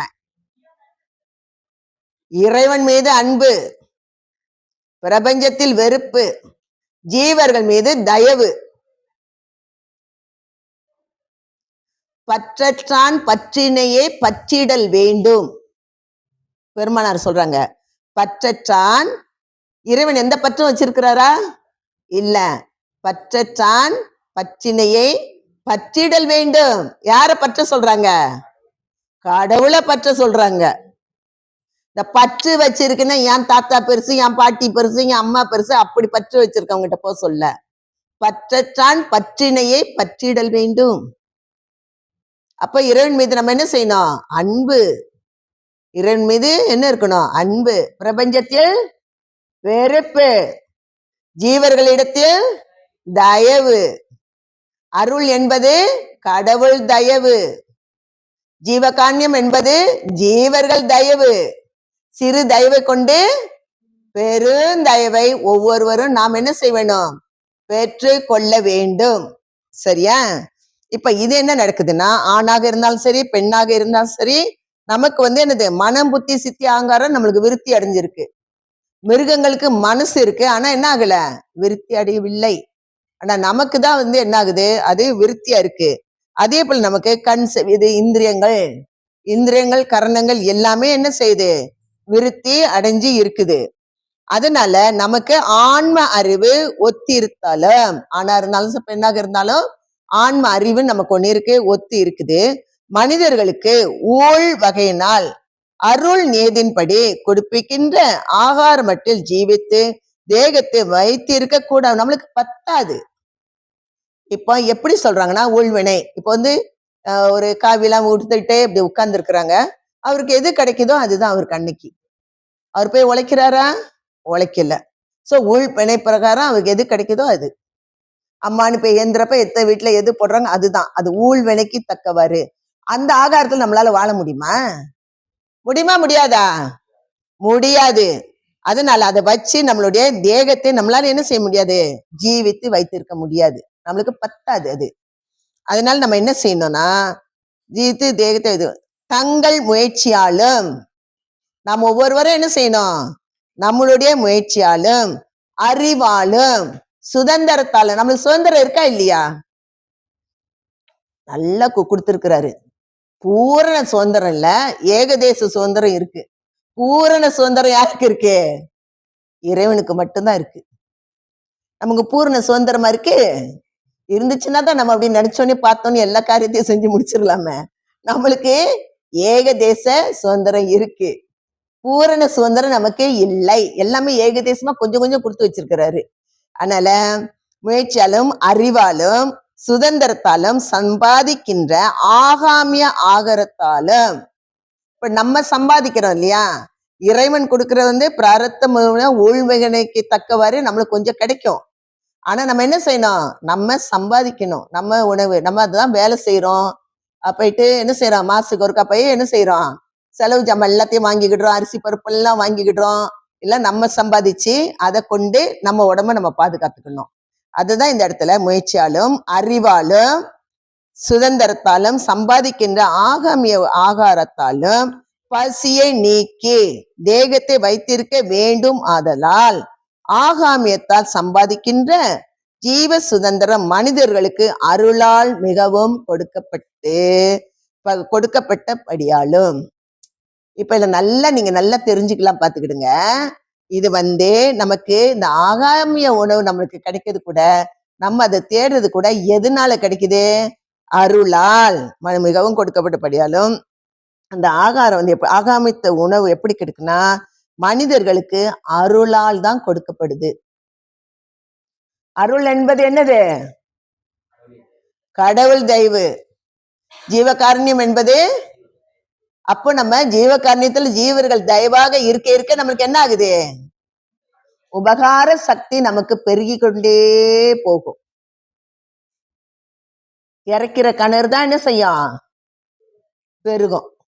இல்லைன்னா அப்படியே பாசம் பிடிச்சி அப்படியே போயிடும் அந்த கிணறு. தெரியுதா? சோ இந்த இடத்துல நல்லா இந்த இடத்த புரிஞ்சுக்கிடுங்க. நமக்கு இறைவனுக்கு என்ன செஞ்சிருக்காரு, நம்மளுக்கு அறிவு கொடுத்திருக்கிறாரு, நமக்கு என்ன செஞ்சிருக்காங்க, சுதந்திரமும் கொடுத்திருக்கிறாங்க. இப்ப நம்ம என்ன செய்யணும், நம்ம முயற்சினால அந்த ஆகாரத்தை நம்ம இருப்ப அது நம்ம முயற்சினால தேடுறது நமக்கு எப்படி கிடைக்குது, அருள் நேதிப்படிதான் கிடைக்குது. அப்ப அந்த அருள் நேதிப்படி நம்மளுக்கு கிடைக்கணும், நம்ம நல்லா இருக்கணும், ப்ராஸ்பரஸா இருக்கணும் அப்படின்னு நம்ம நினைச்சா நமக்குள்ள என்ன இருக்கணும், ஜீவர்கள் தயவு இருக்கணும். நம்ம மற்றவங்க மேல இறக்கப்பட்டு நம்ம செய்ய செய்ய செய்ய நமக்கு உபகார சக்தி கூடிக்கொண்டே போகும். எவ்வகையில என்ன செய்யாது, குறையவே குறையாது. அது மட்டும் ஞாபகம் வச்சுக்கிடுங்க. ஒரு 10 வெள்ளி தான் நீங்க கையில வச்சிருந்தாலும் ஒரு 2 வெள்ளிக்காவது நீங்க செய்யணும். எனக்கே 10 வெள்ளி தான் இருக்கு, நான் 10 வெள்ளியும் உட்காந்து KFC உட்காந்து சாப்பிட போறேன்னு அங்க போய் உட்காரக்கூடாது. கரெக்டா இல்லையா? என்கிட்ட இவ்வளவுதான் இருக்கு, நான் இதை வாங்கணும் அதை வாங்கணும்னு என்ன செய்யக்கூடாது, அப்படி சொல்லவே கூடாது. ஒரே ஒரு வெள்ளிக்காவது நீங்க செய்யணும். ஒண்ணுமே இல்லைன்னு யாரும் சொல்ல முடியாது. சோ அந்த இதை நீங்க செய்ய செய்ய உங்களுக்கு என்ன ஆகும், இறைவனுடைய அருளால் உங்களுடைய இது என்ன ஆகும், ப்ராஸ்பரஸ் ஆகும். உங்களுக்கு எல்லாமே நல்லா மேன்மேலும் மேன்மேலும் மேல்நிலைக்கு வருவதற்கு அருள் அருள் நமக்கு காரியப்படும். கடவுள்கிட்ட போய் என்ன கேட்கிறோம், எனக்கு அருளை கூட தான் கேட்கிறோம். அருளை கேட்கவே வேண்டாம், நீ சம்பாதிச்சுக்கோ. உனக்கு முயற்சி இருக்கு, உனக்கு அறிவு இருக்கு, இறைவன் கொடுத்த அருள் இருக்கு. நீ என்ன பண்ணணும், சம்பாதிக்கணும். நீ சம்பாதிச்சாதானே கொடுக்க முடியும். கரெக்டா இல்லையா? நீங்க கொடுக்க ஆரம்பிச்சிட்டீங்கன்னா உங்களுக்கு எந்த குறையும் இல்லாம மென்மேலும் மென்மேலும் உபகார சக்தி உங்களுக்கு பெருகி கொண்டேதான் போகும். இந்த எந்த வகையிலும் நீங்க என்ன செய்ய மாட்டீங்க, கீழே போக மாட்டீங்க. அதனால ஆகாமிய ஆகாரத்தாலும் பசியை நீக்கி தேகத்தை வைத்திருக்க வேண்டுமாதலால் ஆகாமியத்தால் சம்பாதிக்கின்ற ஜீவ சுதந்திரம் மனிதர்களுக்கு அருளால் மிகவும் கொடுக்கப்பட்டபடியாலும் உள்வகையால் ஆகாரம் நேரிடாமல் பசித்து வருந்தும் படியாகவும் அந்த பசியை நீக்கும் நிமித்தம் ஒருவரை ஒருவர் எதிர்பார்க்கும் படியாகவும் அவர் தயவினால் ஆகாரம் கொடுத்து அப்பசியை நீக்கி அவரை நன்முயற்சியில் செலுத்தவும் ஆகாரம் கொடுத்தவர் சித்தி முத்திகளை அடையவும் அருள் நீதியாக விதிக்கப்பட்டபடியாலும். இது என்ன சொல்றாங்கன்னா, இந்த இடத்துல முதல்ல நான் என்ன சொன்னேன், நம்மளுக்கு முயற்சி வேணும், கொஞ்சம் அறிவு இருக்கு, நமக்கு சுதந்திரம் இருக்கு. இப்போ நம்ம அறிவை வச்சு சுதந்திரத்தை வச்சு அந்த நம்மளுடைய முயற்சினால இறைவனோட அருள்னால நம்மளால சம்பாதிச்சு நம்ம முடியுது. இதே மாதிரி ஊழ் வினையினால் அந்த ஊழ் நிலையில அந்த ஊழ் வினையினால கஷ்டப்பட்டு கொண்டு இருக்கிறாங்கன்னு வைங்க, அவங்களுக்கு இல்ல அவங்களுக்கு வந்து என்ன இல்ல, சம்பாதிக்க முடியல, அவங்களுக்கு வந்து முயற்சியில எதுவுமே பெற்றுக்கொள்ள முடியல, அப்படி கஷ்டப்பட்டுக்கிட்டு இருக்காங்க இல்லையா? நம்ம என்ன செய்யணும்? நம்ம முயற்சியில சம்பாதிச்சு அவர்களுக்கு நம்ம கொடுக்கணும். புரியுதா இந்த இடம்? நம்ம முயற்சியால நம்ம சம்பாதிக்கணும். சோம்பேறியெல்லாம் உட்காரக்கூடாது. நம்ம முயற்சியால வந்து நம்ம சம்பாதிக்கிறோம். நம்ம சோம்பேறி மாதிரி உட்கார்ந்துகிட்டு இருந்தோம்னா போச்சு. அடுத்த பருப்பு அதை தூக்கி கொண்டு போட்டுருவாரு, கீழேயே தூக்கி கொண்டு போட்டுருவாரு. உழைக்க முடிக்கிறப்ப நம்ம என்ன செய்யணும்?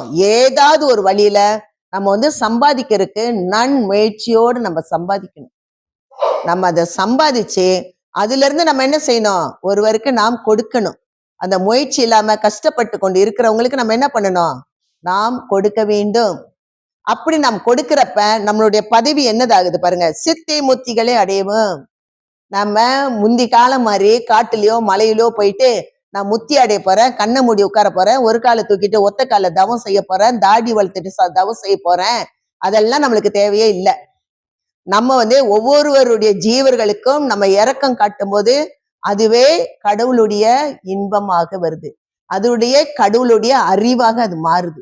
அதை பலகால் நம்ம அதை பாவித்து பாவித்து பார்க்க அவர்களே என்ன ஆகுறாங்க?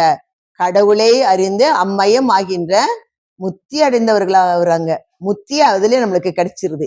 அப்ப அந்த உயிர் இறக்கத்தோடு நம்ம பயணிக்கிறப்ப அதான் வள்ளல் பெருமான் என்ன செஞ்சிட்டாங்க, இந்த காலத்துல எல்லாம் முந்தி காலம் மாதிரி இல்ல, நீ குடும்பத்தெல்லாம் விட்டுட்டு போயிட்டு காட்டுல மலையில எல்லாம் நீ போக வேண்டாம். அப்பெல்லாம் வீறு பேரோட முடிச்சுட்டாங்க.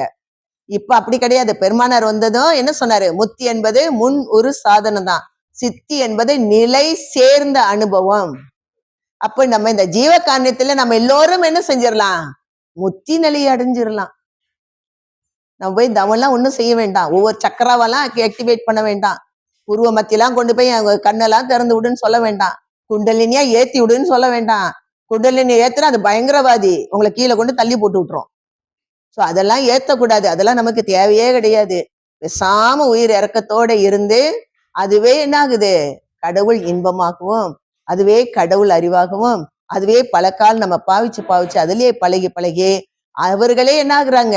இறைவனை அடையிற ஒரு தன்மை அறிந்து, இறைவனை அறிந்து அம்மயம் ஆகுறாங்க, அவர்களே ஜீவ முத்தர்களாகிறாங்க அப்படின்னு சொல்லி இந்த ஜீவ காரணத்துல நம்ம என்ன ஆகலாம்? ஜீவ முத்தர்களாக ஆகிடலாம். அதுதான் அவங்க சொல்றாங்க, அருள் நீதிக்கு விதிக்கப்பட்ட படுந்த சித்தி முத்திகளை அடையவும். முத்தி மட்டும் இல்ல, சித்தி சேர்த்து அடையவும் அருள் நீதியாக விதிக்கப்பட்ட படியாலும். இப்ப அடுத்து சொல்றாங்க, மனித தேகம் மற்ற ஜீவ தேகம் போல லேசிலே எடுக்க கூடாதாகலும். மனித தேகம் சுலபமா கிடைக்குமா கிடைக்காதா? கிடைக்கவே கிடைக்காது. ஏமாந்து யாரும் இந்த தேகத்தை விட்டுறாதுங்க. இந்த தேகத்திலே எல்லாவற்றையும் அடைஞ்சிடணும் இந்த ஆன்மா. மனித தேகத்தில் ஆன்ம விளக்கமும் அருள் விளக்கமும், அதான் ஆன்ம விளக்கமும் கடவுள் விளக்கம் தான் அருள் விளக்கமும் மிகவும் விளங்குவதாலும் இந்த மனித தேகம் போனால், மனித தேகம் போனா என்ன ஆகும்? மீளவும் இந்த தேகம் வரும் என்கின்ற நிச்சயம் இல்லை. நிச்சயம் இல்லாமையாலும் மனித தேகம் முத்தி இன்பம் பெறுதற்கே எடுத்த தேகமாதலும் இந்த மனித தேகம் மாத்திரமே. நாய் கழுத குதிரை என்ன எப்படி குரங்கு எதை பழக்கினாலும் அதை அடைய முடியுமா? முடியாதா? முடியவே முடியாது. ஆனா மனித முதல் சிருஷ்டி தொடங்கி கடவுள் சம்மதத்தால், இறைவனுடைய சம்மதத்தால் சிருஷ்டிக்கப்பட்ட உயர்ந்த அறிவுடைய தேகமாதலும் இது மனுஷன் தேகம் தான் என்னது? உயர்வான ஒரு தேகம், இறைவனுடைய சம்மதத்தோட சிருஷ்டிக்கப்பட்ட ஒரு தேகம். அதனால மனிதர்கள் மாத்திரம் பசியாற்று வைக்கின்ற ஜீவகாரணிய விதியை கட்டளை போடுறாரு பாருங்க. மனித மட்டும்தான் என்ன செய்யணும்? உயர்ந்த அறிவுடைய தேகமாதலும் மனிதர்கள் மாத்திரம் பசி ஆற்றுவிக்கின்ற ஜீவ காரணிய விதியை பொதுவில் அவசியம் உறுதியாக கடைபிடிக்க வேண்டும் என்று கடவுள் விதித்திருக்கின்றபடியால். இது யாரோட கட்டளை? யார் இந்த கட்டளை போட்டிருக்கா? கடவுளுடைய கட்டளை. நீ வந்து என்ன செய்யணும்? நீ வந்து ஜீவ காரணியம் நீ செய்யதான் வேணும், அது இறைவனுடைய ஒரு கட்டளையாக அது இருக்கின்றது. படியால் பசியை ஆகாரத்தினால் நிவர்த்தி செய்விக்கின்ற ஜீவ காரணிய ஒழுக்கம் மனிதர்களிடத்தை பெரும்பான்மை நடத்த வேண்டும் என்று அறிய வேண்டும். மனிதனாக இருக்கவங்க என்ன செய்யணும்? நிச்சயமாக இந்த ஜீவகாருண்ய பணியை நாம் செய்யதான் வேண்டும். அதை நம்ம கட்டாயமாக நம்ம செய்யணும். ஸோ அதனாலதான் நம்ம சென்டர்ல என்ன செய்யறோம்னா, கொஞ்சம் பேருக்கு நம்ம பொருள் கொடுக்குறோம். மாதந்தோறும் என்ன செய்யறோம்? ரொம்ப கஷ்டப்பட்டு அவங்களுக்கு நம்ம என்ன செய்யறோம்? பொருள் கொடுத்துக்கிட்டு இருக்கோம். அப்போ நம்ம அறிஞ்சோ அறியாமலே என்ன செய்யுது? ஒரு ஜீவகாருண்ய பணி. அது கட்டளை, இறைவனுடைய கட்டளை. அது நீ செஞ்சுதான் ஆகணும்ன்றது என்னது? கட்டளை. இப்போ ஒரு 50 வெள்ளியை நம்ம கையில வச்சுக்கிட்டே என்ன செய்ய முடியாது? நிறைய பேருக்கு பொருள் கொடுக்க முடியுமா? முடியாது. எல்லாம் சேர்ந்து நம்ம கொடுத்தா நிறைய குடும்பத்துக்கு கொடுக்க முடியும். அந்த மாதிரி நீங்க எந்த விதத்திலாவது நீங்க தனிமையா செய்ய முடியும்னாலும் பரவாயில்ல. ஆனா உங்க ஒவ்வொருவரும் என்ன செய்யணும்? அந்த ஜீவகாருண்யம் என்கின்ற உயிர் இரக்கத்தோடு, இல்ல பக்கத்து வீட்டுல இருக்கிறாங்களா, கஷ்டப்படுறாங்களா, கொஞ்சம் ஒரு 10 கிலோ அரிசியை வாங்கி கொடுங்க. உங்களால முடிஞ்சதை செய்யுங்க. இல்லையா இப்படி குரூப்பா யாராவது செய்யறாங்களா, உங்களால முடிஞ்சதை கொடுத்துட்டு அதோடு சேர்ந்து அந்த ஜீவகாருண்யம் போகட்டும். தயவு செய்து எல்லோருமே ஜீவகாருண்யத்தை நீங்க செய்யணும். அவர்களுடைய தகுதிக்கு ஏற்றவாறு. கடன் வாங்கிலாம் நீங்க செய்யாதுங்க. கடன் வாங்கி செஞ்சா நம்ம நல்ல பெரிய பேருன்னே பெருமானாரே நம்ம சாத்திடுவாரு. கடன் வாங்கி நம்ம என்ன செய்யக்கூடாது? செய்யக்கூடாது. நம்மளுடைய சக்திக்கு ஏற்றவாறு. நம்மளால ஓகே ஒரு 10 வெள்ளி தான் நம்மளால முடியும் அப்படின்னா 10 வெள்ளி மட்டுமே போதும். ஒரு 20 வெள்ளி முடியும்னா 20 வெள்ளி மட்டும் போதும். அதாவது அவங்கவுங்க தகுதிக்கு ஏற்றவாறு என்ன செய்யுங்க? ஜீவகாருண்யத்தில் தயவு செய்து எல்லோருமே செய்யுங்க. அவங்கவுங்க தகுதிக்கு ஏற்றவாறு. தனியா நீங்க செய்யணும்னா செய்யுங்க. இல்ல யாராவது உங்களுக்கு தெரிஞ்சவங்க யாராவது இருந்தாலும் நீங்க செய்யுங்க. இல்ல இங்க குரூப்போட சேர்ந்து செய்யணும்னாலும் செய்யுங்க. அது உங்களுடைய விருப்பம். நீங்க எப்படி வேணாலும் செய்யலாம். ஆனா செய்யணும். இதோட மோட்டோ என்னன்னா, கட்டாயம் நம்ம என்ன செய்யணும்? செய்துதான் ஆக வேண்டும். ஆனால் தான் பெருமானார் என்ன செஞ்சாங்கன்னா, சன்மார்க்கமே என்னது? ஒண்ணு பரோபகாரம், இன்னொன்னு சட் விசாரம். இப்போ உங்களுக்கு இப்ப வீட்டுல பட்டினி போட்டுட்டு எனக்கு இவ்வளவுதான் இருக்கு, யாரோ வந்துட்டாங்க, நாங்க இவங்கள பட்டினி போட்டுட்டு நான் அவங்களுக்கு சாப்பாடு போட்டாலும் பாவம். ஏன் இந்த ஆன்மா பட்டினியா இருக்க? புரியுதா? அதனால இந்த பரோபகாரம் சட் விசாரம் மட்டுமே என்ன ஆகுது? சன்மார்க்கத்துக்கு முழுமையான ஒன்றாக இருக்கின்றது. ஒவ்வொருவரும் என்ன செய்யணும்? சட் விசாரம் என்கின்ற இது மாதந்தோறும் நீங்க என்ன செய்யணும்? கலந்து கொண்டு பரோபகாரம் என்கின்ற இதை எந்த விதத்திலாவது எது யார் மூலமாக எப்படி இருந்தாலும் பரவாயில்ல, அதை உங்க முயற்சியில என்ன செய்யுங்க? ஒவ்வொருத்தரும் அதை செய்யுங்க. அது ஒரு பழக்கமா கொண்டு வாங்க. இல்ல நீங்க வெளியே போறீங்க, யாராவது கேட்டாங்கன்னா என்ன ஆகணும்? ஏதாவது ஒரு உணவை நம்ம வாங்கி கொடுக்கணும். சரியா? உங்களுடைய தகுதிக்கு ஏற்றவாறு அதை நல்லா மனசுல பதிய வச்சுக்கிடுங்க. உங்களுடைய தகுதிக்கு ஏற்றவாறு. இல்ல என்னால முடியவே இல்லை, நானே வாங்கிதான் நான் சாப்பிட்றேன்னா பிரச்சனையே இல்லை. புரியுதுங்களா? அதனால ஐயோ நம்மள ஜீவகாருண்யம் செய்ய சொல்லிட்டாங்களே, நான் சாப்பாடு போடணுமே, அவ்வளவு போடணும் இவ்வளவு போடணும், அந்த கதையே இல்லை. உங்க உருக்கத்தோட ஒரே ஒரு ஆளுக்கு நீங்க உணவு கொடுத்தாலும் போதும். இத்தனை பேருக்கு போனா அத்தனை பேருக்கு அல்ல. அற்றார் அழிப்பசி தீர்த்தம். வீடு வாசல் இல்லாம இருக்கிறாங்க, அவ்வளோ கஷ்டத்தோட இருக்கிறாங்க. அவர்களுக்கு செய்வது மட்டுமே புண்ணியம். அதை விட்டுட்டு நான் 100 பேருக்கு சாப்பாடு போட்டேன், நான் இவங்களுக்கு போட்டேன் அவங்களுக்கு போட்டேனே, என்னொன்னே நீங்க போடுறத என்ன செய்யக்கூடாது? படம் பிடித்து போடவே கூடாது. அது சரியான ஒரு இது கிடையாது. இப்ப நம்ம போயிட்டு அங்க நிறைய பேருக்கு நான் போடுறேன் பாரு, வைக்கிறேன் பாரு, இந்த பாரு, அவங்களெல்லாம் கியூல நிப்பாட்டி விட்டு இதை செய்யறேன் அதை செய்யறேன். ஒவ்வொரு ஆன்மாவும் எவ்வளவு வேதனையோட அந்த இடத்துல நிற்கும். சில ஆன்மாக்கள் நினைக்காதா, இறைவா நான் என்ன செஞ்சேன்னு தெரியலப்பா, இந்த மாதிரி நின்று நான் வாங்க வேண்டியது இருக்கேன்னு நினைக்காதா? அப்படி கூட ஒரு ஆன்மாவே என்ன செய்யக்கூடாது? நினைக்க விடவே கூடாது. நம்ம செய்யறது சந்தோஷமா வரணும், சந்தோஷமா வாங்கினாங்களா, சந்தோஷமா போனாங்களான்னு இருக்கணும். நம்ம பேருக்கோ புகழுக்கோ ஜீவகாருண்யம் அல்ல. ஒவ்வொரு ஆன்மாக்களும் ஆன்ம லாபம் அடைவதற்கு தான் ஜீவகாருண்யம். அவங்க இல்லைன்னா நீங்க ஆன்ம லாபம் என்ன செய்ய முடியாது? அடைய முடியுமா? முடியாதா? முடியாது. எல்லாருமே வசதியா இருக்காங்கன்னு வைங்க, நீங்க எப்படி ஜீவகாருண்யம் செய்ய போறீங்க? செய்ய முடியுமா? முடியாதா? முடியாது. அதனால அவங்க நம்மளை விட உயர்ந்த இடத்துல இருக்கிறாங்க. அவங்க இல்லைன்னா நம்மளுக்கு ஆன்ம லாபம் இல்லை. அவங்களாம் யாரு? நம்மளை விட உயர்ந்த ஆன்மா. அவங்களாம் ஏதோ ஒரு ஊழ் நிலையினால, அவங்களோட ஊழ் வினைனால இந்த பிறப்புல அவங்க அப்படி இருக்காங்களே தவிர அவங்கெல்லாம் உயர்ந்த ஆன்மாக்கள் என்கின்ற அந்த மரியாதையை நம்ம கொடுக்கணும். ஏதோ ஒரு பிச்சைக்காரன் அப்படின்னு சொல்லிட்டு நம்ம நினைக்கவே கூடாது. எந்த ஆன்மாவையும் நினைக்க கூடாது. ஒரு ஆன்மா கஷ்டத்துல இருக்க நீங்க பாக்குறப்ப, நான் கூட இந்த ஊருக்கு போயிருக்கப்ப நான் பார்த்தேன். ஒரு குழந்தைய தூக்கி இடுப்புல வச்சுக்கிட்டு வந்து கேக்குறாங்க. நான் அப்ப அததான் நான் நினைச்சேன் என் மனசுல. இதுதான் எனக்கு அது ஏத்துக்கவே முடியல. அந்த குழந்தை என்ன பாவம் செஞ்சது? குழந்தைய தூக்கி இடுப்புல வச்சுக்கிட்டு, அதை யாரோ சொன்னாங்க, வாடகை கூட குழந்தைய தூக்கிட்டு வருவாங்களாம். சோ அந்த மாதிரி தூக்கி வச்சுக்கிட்டு அவங்க வந்து எனக்கு சாப்பாடு கொடுன்னு கேக்குறாங்க.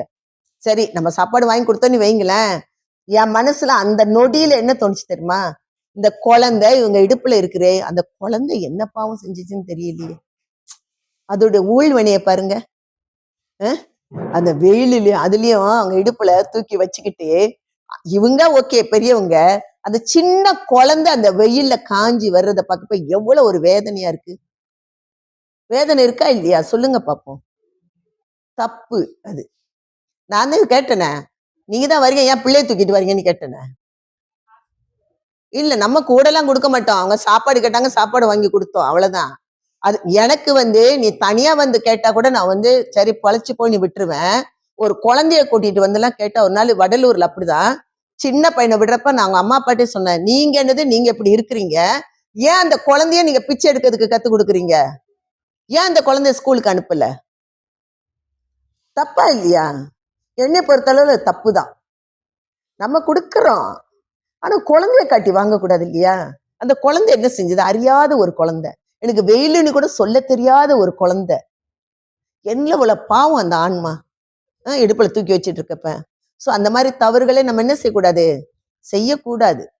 நான் சத்தம் போட்டேன் அவர்கிட்ட, இல்லம்மா இல்லம்மா இல்லம்மா நம்ம அனுப்பிடுறோமான்னாரு அவரு. நான் நேர்ல சொல்லிடுவேன், எனக்கு இந்த குழந்தைங்களை வச்சு பிச்சை எடுத்தா எனக்கு பிடிக்காது. குழந்தைகளை வச்சு என்ன செய்யக்கூடாது? பிச்சை எடுக்கவே கூடாது. நான் அப்படி பார்த்தாலே எனக்கு சரியாவே பிடிக்காது. அவ்வளவு ஒரு இதாயிரும் மனசு. ஆமா, அந்த குழந்தை என்ன பண்ணுச்சு? ஐயோ பாவம், குழந்தையோட வந்திருக்காங்கன்னு இறக்கப்படுவான்? இறக்கப்படவே மாட்டேன். நான் அவங்ககிட்ட சொன்னேனே, நீங்க குழந்தையெல்லாம் தூக்கிட்டு வந்து இப்படி எல்லாம் இருக்காதுங்க, நீங்க குழந்தையோட வந்திருக்கீங்க, நாங்க இறக்கப்படுவோம்னு நினைக்கிறீங்களா? இறக்கப்பட மாட்டோம். உங்க மேல கோபம் தான் வரும் எங்களுக்கு. அதனால அவங்க வந்து அவங்களோட ஊழ்வினையினால பாருங்க, தாய் பிச்சை எடுக்கிறாங்க. அந்த ஃபேமிலியில அந்த குழந்தை பிறந்து சின்ன வயசுலே வெயிலுன்னு கூட அதுக்கு சொல்ல முடியல. நான் அந்த ஒரு ஒரு ஜூஸ் மாதிரி ஒரு தண்ணி கொடுத்தேன், அப்படிதான் அது குடிக்குது. அதை கையில வச்சோம், நான் கொடுத்தேன், ஒரு தண்ணியும் சேர்த்து வாங்கி கொடுத்தேன், சாப்பாடு தண்ணி. அந்த குழந்தைக்கு ஒரு ஏதோ ஒண்ணு வாங்கினேன், எதையோ கொடுத்த நீ வைங்களேன், அந்த குழந்தை அப்படி நம்மளுக்கு எப்படி இருக்கு, ஒரு வேதனையா இருக்கா இல்லையா அதை பாக்குறப்ப நம்மளுக்கு? அதை பார்க்கவே முடியல எனக்கு. அந்த குழந்தைய வச்சுட்டு பிச்சை எடுத்தாலே அந்த காலத்துல இருந்தே பிடிக்காது. படிக்க போகணும். அதே பிச்சை எடுக்கிறவங்ககிட்ட நீங்க சொல்லுங்களேன், அம்மா பரவாயில்ல நான் உன்னை வீட்டுக்கு கூட்டிட்டு போறேன், நீ என் வீட்டுல வேலை செய்யறன்னா ஓடியே போயிடும். அது ஒரே ஓட்டம் ஓடிரும். அதுதான் உண்மை. செய்ய மாட்டாங்க. உட்கார்ந்து வாங்கி சாப்பிட்டு பழகினவங்க செய்ய மாட்டாங்க. என்னோட அம்மா உடம்பு சரியில்லாம இருக்கிறப்ப நான் வந்து வேலைக்கு ஆளு நான் தேடுறப்ப இந்த மாதிரி பொருள் கொடுக்குற வீட்டுல ஒருத்தர் சொன்னாரு, நிறைய வீட்டுல பொருள் கொடுக்குறம்மா, சிலர் வீட்டுல தான் இருக்காங்க, வேணா நீங்க கூப்பிடுங்கன்னு. நானு கால் பண்ணி கேட்டேனே, நீங்க வந்து செய்யுங்க, நான் வந்து உங்களுக்கு உள்ள பொருள் எல்லாம் நானே கொடுக்குறேன், உங்க வீட்டுக்கு உங்களுக்கு சாப்பாடும் போடுறேன், இல்ல நான் எல்லாமே கொடுக்குறேன், நீங்க வாங்கினேன். இல்ல இல்ல நாங்க வேலை செய்யாம நாங்க சாப்பிட்டுக்குவோமே. அதே பதில் சொன்னாங்க. அதான் நான் சொல்றேனே, வேலை செய்ய வர மாட்டாங்க. உடம்பு வளைஞ்சு வேலை செய்யவே மாட்டாங்க. அப்படியே உட்கார்ந்து இருந்து அப்படியே சாப்பிட்டு சாப்பிட்டு பழகிட்டு வாங்கி வரமாட்டாங்க. சரியா? அதனால நம்ம என்ன செய்யணும்? நம்ம அவங்க எப்படி பரவாயில்ல, அவங்க ஊழ்வினைக்கு தக்கப்படி அவங்க இருக்கிறாங்க, அவங்ககிட்ட போய் நம்ம என்ன செய்ய முடியாது? ஒண்ணு விவரிக்கவும் முடியாது, சொல்லவும் முடியாது. அதனால நாம் எல்லோருமே இந்த பிறப்பை, மனித பிறப்பை, அடுத்து வர பிறப்பு மனித பிறப்பாக நாம் தப்பித்து கொள்ள வேண்டும். தக்க வைத்துக் கொள்ள வேண்டுமானால் சன்மார்க்கத்தில் பயணிக்க வேண்டும். ஒண்ணு. ரெண்டாவது, உயிர் இரக்கத்தோடு நம்ம இருக்க வேண்டும், ஜீவ காரணியத்தோடு நம்ம எல்லோரும் இருக்க வேண்டும். மூணாவது, இந்த மாதிரி சட் விசாரத்தை மாதந்தோறும் என்ன செய்யணும்? ஏதாவது ஒரு மெசேஜ் கிடைக்கும். யாராவது சொல்லுங்க, எங்களுக்கு ஒண்ணுமே கிடைக்கலன்னு யாராவது சொல்ல முடியுமா? எல்லாருக்கும் ஏதாவது ஒரு மெசேஜ் கிடைச்சிச்சா இல்லையா? கிடைச்சதா இல்லையா? கிடைச்சதா இல்லையா? பின்னாடி யாருக்கு கிடைக்கல? யாருக்கு கிடைக்கல? எல்லாருக்கும் கிடைக்கும். ஏதோ ஒண்ணு நம்மளுக்கு கிடைக்கும். அதனால அந்த விசாரத்தை நீங்க கேட்க கேட்க ஒவ்வொருடைய ஆன்மாக்களும் என்ன செய்யும்? அந்த பக்குவ நிலைக்கு நமக்கு உயர்ந்து வரும். சரியா? ஏதாவது கேள்வி இருக்கா? கேள்வி இல்ல. எல்லாருக்கும் நல்லா புரிஞ்சுதா? சரி. அருட்பெருஞ்சோதி அருட்பெருஞ்சோதி தனி பெருங்கருணை அருட்பெருஞ்சோதி. ஒரு 5 நிமிடங்கள் நம்ம என்ன செய்வோம்? அமைதியா உட்கார்ந்து நீங்க என்னெல்லாம் இறைவனுகிட்ட வேண்டி கேட்கணும்னு நினைச்சீங்களோ அதை எல்லாம் ஒரு 5 மினிட்ஸ் நீங்க என்ன செய்யலாம்? கேட்டுக்கொள்ளலாம். இன்னைக்கு உங்க பர்த்டேவா? இல்லையே.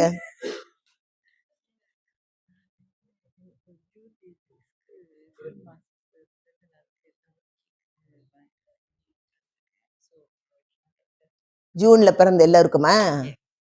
அப்ப எனக்கும் இருக்க, நானும் ஜூன்ல தான் பிறந்தேன். இல்ல, யாரெல்லாம் ஜூன்ல பிறந்தீங்க? இந்த